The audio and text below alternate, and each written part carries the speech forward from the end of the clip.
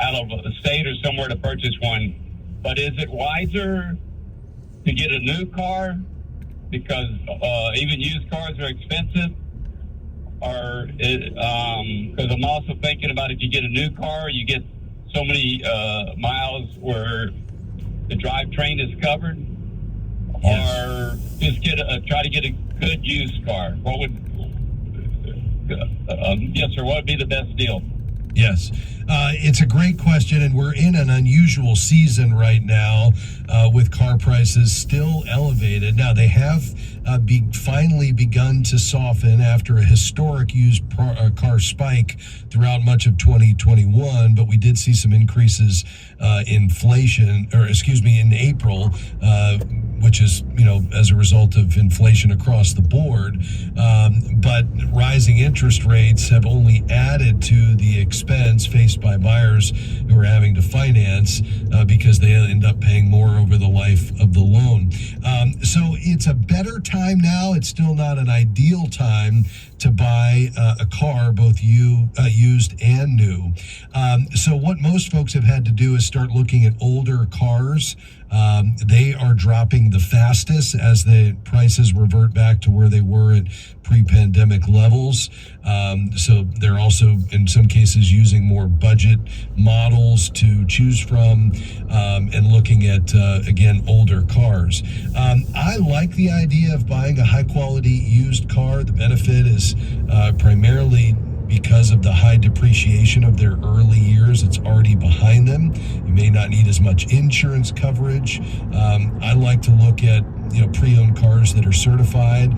They are going to be more expensive than other used cars that may be in a not in a certified capacity, but ultimately it comes down to your budget. I would agree with you. It may not make sense to put this money into the car. You could perhaps get a second opinion. But I think, as long as you do your homework and you're willing to be patient, you can find that car that fits your budget. And that's the key. This is one of the three budget busters alongside food and housing that can really be a problem. So find one that fits your budget. But I would support the idea of a newer used car. Thanks for your call today. We'll be right back. Jesus people looked like hippies, but instead of taking part in a culture of rebellion, they clung to the cross. I'm Charles Morris. Find out why this is good news for the times we live in now when you listen to Haven Today this week as we continue in a series called Becoming Jesus People. Haven Today, weekday mornings at 4:30 Central on American Family Radio. Listen online at afr.net. Target still doesn't get it. Their policy allowing men identifying as women to use the changing rooms and restrooms right alongside real women and girls is dangerous. At least 5 incidents of men photographing and filming women undressing have made the news. How many more haven't? If you've signed the pledge to boycott Target, please stand firm. If you haven't signed it, take a stand and sign it today. Visit afa.net/Target. afa.net/Target. 45,000. That's how many times FaithFi referred a listener to a certified Kingdom advisor last year. And for good reason. These are trusted financial, legal, and accounting professionals who have completed a rigorous certification program to ensure biblically wise financial advice as part of their practice. You can find a local CKA professional in your area by going to faithfi.com and clicking on the Find a CKA button on the homepage. We are grateful for support from Eventide Investments on the Faith and Finance program.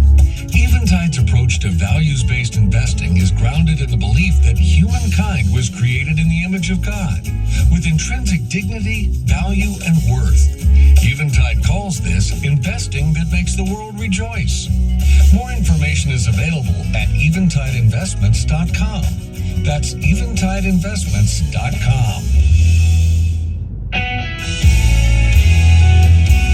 Great to have you with us today on Faith and Finance. We've got some lines open today. Our team standing by to take your calls on anything financial at 800-525-7000. Again, that's 800-525-7000. Just before the break, we were talking about car prices, specifically used cars. Why were used car prices so high and in many respects still at or near their highs? Well, a lot of it comes down to the global microchip shortage and other supply chain disruptions that were occurring during the pandemic. You know, chips control everything in a car, from the infotainment screens to window motors, and it was the main culprit behind the tightness in the new and used car markets. Just because of those shortages meant thin inventories, and that means fewer cars to choose from, and therefore prices go up. It's basic supply and demand that we learned in economics class. Those are beginning to ease, but auto industry analysts are still saying cars are near highs. Get this, according to the Consumer Price Index report from earlier this year, used car prices were down 3% from a year ago, but still about 50% higher than they were in February 2020, before the pandemic-related disruptions really catapulted the economy into turmoil. So what do you do as a result of this? Well, as I was saying to the previous caller, if you are going to buy used, and that's typically how we would encourage you to go, so you miss the depreciation that happens in the first couple of years, you might want to look at older models. Again, the older model car prices have dropped the fastest, and you may have an opportunity to pick up something that actually fits your budget. There may be a reason, if you're looking at a newer used car, that is a model in a 1 to 3 year old range, that you want to go ahead and consider a new car. You may find that the prices are fairly close on a new car, especially if a dealership has a bit more inventory. And also you have to factor in, especially if you're going to finance it, that the new car is going to qualify you for a lower interest rate alongside that fresh factory warranty. And many manufacturers subsidize the financing and offer interest rates that are much lower than usual to qualified buyers. So if you're going to stay in that 1 to 3 year used range, I would probably go and add in the new car and look at the total cost of ownership, including the financing cost, if that's what you're going to have to do before you make that decision. A second option is to pre-arrange your financing. You could go out and look beyond just what the dealership is going to offer. I'd do that in advance. I also mentioned you want to cast a wide net. You know, you may find that prices outside your area will be better. So you can look at websites like TrueCar. You can go on to Auto Trader. You want to see where these cars are and make sure that they're not too far away. But as I've said previously, my last car that I bought, I traveled 3 states away, bought a plane ticket, spent the night, drove the car home, and saved about $3,000. So there can be some opportunities there if you're willing to travel a bit. And do your research, whether buying new or used. You're going to want to look at Consumer Report, road tests, and ratings. You're going to once you determine the make and model that you're looking for, just really scour the web and be willing to be patient. I think that's key. Also, if you're going to buy used, make sure you buy something reliable. Take it to an independent agent who will typically, for $100 to $200, be willing to do a really comprehensive review. The last car I helped a family member buy, one car that looked just great on the outside, we realized that there were some major issues that weren't showing up that he was able to find, and we passed on it. So be willing to let a car go and always have it looked at independently. So hopefully those are some ideas that'll help you as you navigate the car purchase decision, which I know is a bit frustrating right now, just given where prices are. But if you need a car, you need to go out and buy it. Here's the bottom line, though. Don't overspend beyond what your budget will support. This is one of those budget busters alongside food and housing that can really put you in a tough spot. I hope that's helpful to you. All right, we've got some lines open today here in our final segment. Just about 8 minutes left in the broadcast. We have room for maybe 1 or 2 more questions. The number, 800-525-7000. That's 800-525-7000. Let's head to Oklahoma. Hi, Denise. Thanks for your patience. Go right ahead. Yes, sir. Hi. How are you? I'm doing well. Thanks for being on the program today. Yes, sir. I just have a question for you. I have received an inheritance check from my father who passed away, and at this time, time, I don't know exactly where to invest it. Okay. Do you mind me asking, Denise, how much you are receiving or have received? Yes, about $153,000. Okay.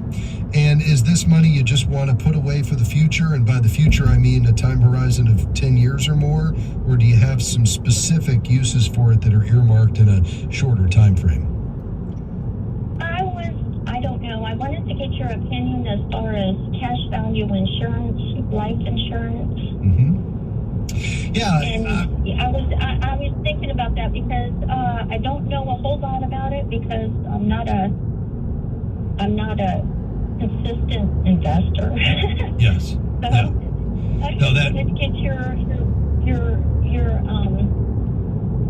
professional opinion. Well, I'd be happy to weigh in on that. I'm not a big fan of cash value life insurance. It's expensive. I Okay. think there's better ways to Okay. save for the future. So I think the Okay. bottom line is the starting point is just to take a step back and pray and ask the Lord to give you some wisdom as you Okay. put this to work. Second is to really set some goals with it in light of your values as a believer. And so I think the first question is, God, what would you have me to do with this money? And align your goals with your values and convictions. If you decide that I don't have any short-term purposes for it, like shoring up your emergency fund of 3 to 6 months expenses, buying a replacement automobile, a down payment on a house, paying down debt, if there's doing some giving with it, if none of those really rise to the surface, then I think you're free to begin to put it away for the longer term. If that's what you decide, then I would say let's hire an investment advisor. Unless you want to do the investing yourself, this is an amount of money that would be appropriate to hire an advisor who could work with you to develop an investment strategy based on your goals and objectives, your age, your risk tolerance, and actually oversee the management of these funds in a properly diversified stock and bond portfolio.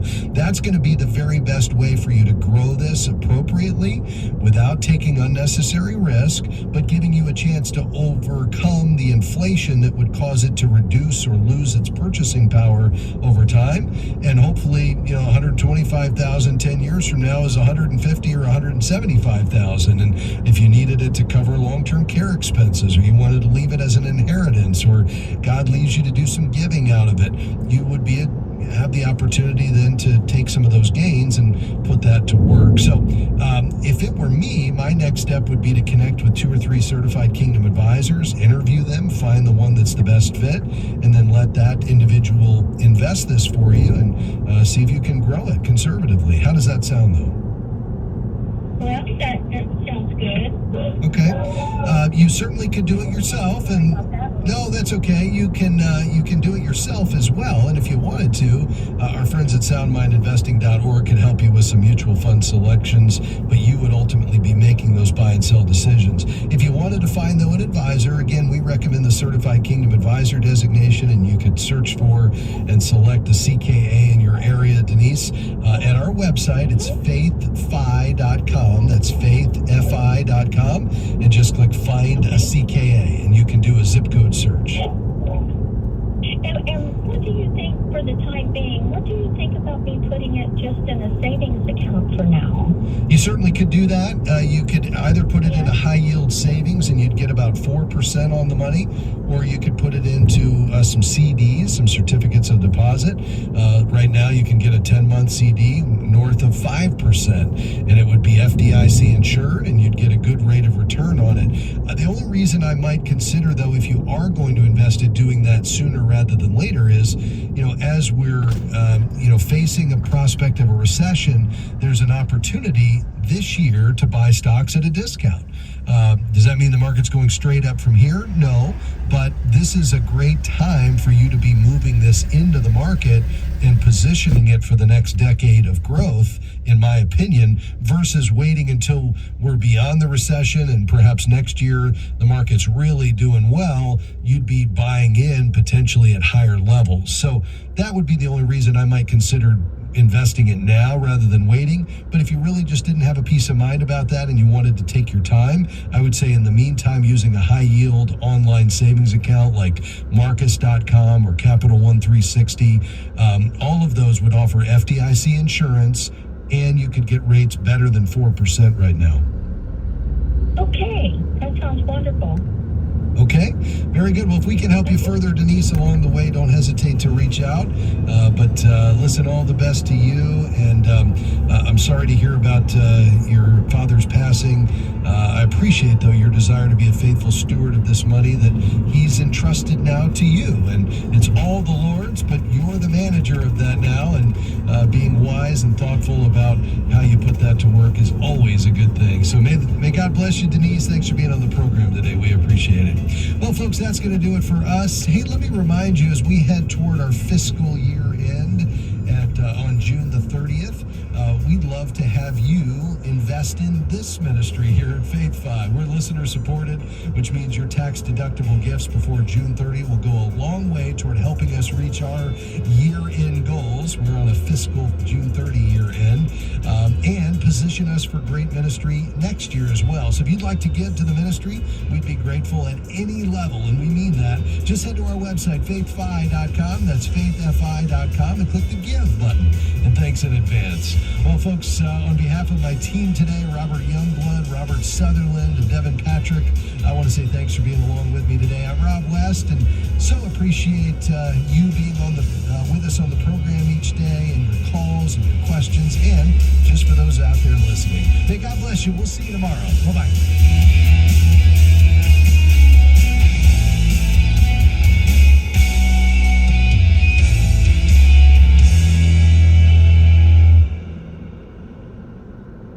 The views and opinions expressed in this broadcast may not necessarily reflect those of the American Family Association or American Family Radio. 90.5 KTXG Greenville, Dallas. God asked of you is faithfulness. Headlines in USA Today. Did you see it this morning? All the odds against us. Faithfulness is the word. There's a place for you on the battle line.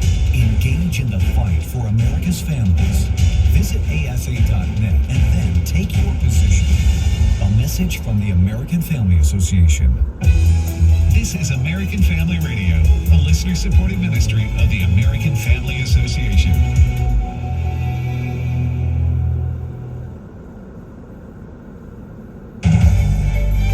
American Family News, I'm Steve King. Former President Trump is set to appear in court after facing a 37-count indictment related to obstruction and unlawful retention of classified documents. Jonathan Seri reporting from Miami. Supporters and a handful of protesters gathered as Mr. Trump's motorcade arrived at his Doral Golf Resort in Miami yesterday, where he was set to meet with his legal team then and still meeting with some lawyers this morning. According to an ABC News Ipsos poll, 47% of American adults believe the charges against Mr. Trump in this case are politically motivated. 37% do not. But the same poll found 48% believe the former president should have been charged with the crime in this case. 35% do not. Both supporters and protesters are demonstrating outside the courthouse. Greg Donovan is one of those supporters, and he pledges to support former President Trump through the legal process. I'm here to support him 100%. I came from Hollywood, California, all the way and got off the plane yesterday afternoon. Got here at 5 in the morning, and I'll be here as long as it takes. Meanwhile, a constitutional attorney and former prosecutor believes former President Trump could be in trouble. Former President Donald Trump will appear before a federal judge in Miami today when he is to be arraigned on the 37-count indictment filed by Justice Department Special Counsel Jack Smith. Trump calls Smith deranged and his team of prosecutors thugs, and that he is a target of a political persecution. Prosecutors claim Trump jeopardized national security involving the Espionage Act, with charges carrying the threat of a significant prison sentence in the event of conviction. Abraham Hamilton III is general counsel and public policy analyst for the American Family Association. During an appearance on American Family Radio, he discussed an audio tape Trump recorded while playing golf. There is evidence of audio where the president made those statements, which seemed to indicate that he knew whatever information he was sharing was classified, prohibited from being disseminated, yet persisted in doing so anyway. That's tough. Now, again, it's a separate issue from the motivation behind the prosecution. I'm talking solely about the facts as alleged if there's evidence of that, the former president could be in trouble. Hamilton thinks the Democrats have a twofold strategy in pursuing this case. I really think some of the Democrat handlers are pursuing this blitzkrieg prosecution to embolden former President Trump and to ingratiate him with Republican primary voters, while at the same time sullying him potentially with general election voters. Many on the Democrat side believe they have a better chance of defeating former President Trump in a presidential general election than another Republican. Hamilton expects his trial will be a long process. I'm Chad Groening. The left coast strikes again in interfering with the rights of parents. More from Charlie Butts. A bill is under consideration in the California Assembly that would penalize parents as child abusers if they don't agree to transgender treatment and surgeries for their gender-confused child. Sarah Perry of the Heritage Foundation tells AFN the bill is a parent's nightmare. And the problem with that is not only its characterization, but that it actually gives the state the power to be able to come in and divest those parents of their custodial interest in the child under that particular theory of abuse. So, the child could become a ward of the state. She says it is a gross violation of parental rights, a ghoulish gender medicine approach towards children, and a travesty of justice for both. California has decided they're going to be the first out of the gate to essentially mandate gender medicine treatment for the minor children of that state. I say to parents in California, if your child is expressing gender dysphoria, it might be time for you to leave. Under the bill, schools, churches, hospitals, and other organizations in contact with gender-confused minors would have to affirm the child's gender fantasy or face the possibility of being charged with child abuse too. I'm Charlie Butts. Stocks are climbing after a cooler reading on inflation. The S&P 500 was 0.4% higher. The Dow Jones Industrial Average up 147 points, while the NASDAQ Composite rose 0.4%. More news online at afn.net and on the AFN mobile app. I'm Rusty P. Too busy to catch your favorite shows on the radio? Have no fear, because the AFR app is here. Download the app to have access to live broadcast, music streaming, as well as each podcast. Whether you're at work, at home, or on the go, it's easy to listen to AFR. The AFR app is available not only for Apple and Android users, but also on Amazon Alexa and Roku. Download the AFR app today at afr.net. Welcome to Today's Issues, offering a Christian response to the issues of the day. Here's your host, Tim Wildman, President of the American Family Association.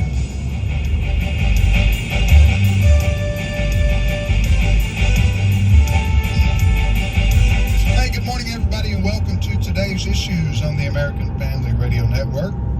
Thanks for listening to AFR. Tim with Ed Battagliano. Good morning, Ed. Good morning, Tim. And Fred Jackson. Good morning, Tim. And we appreciate you guys listening out there. And Ray Pritchard's in Kansas City. Good morning, Ray. Hey, what's up, Tim? How you doing today? Doing well.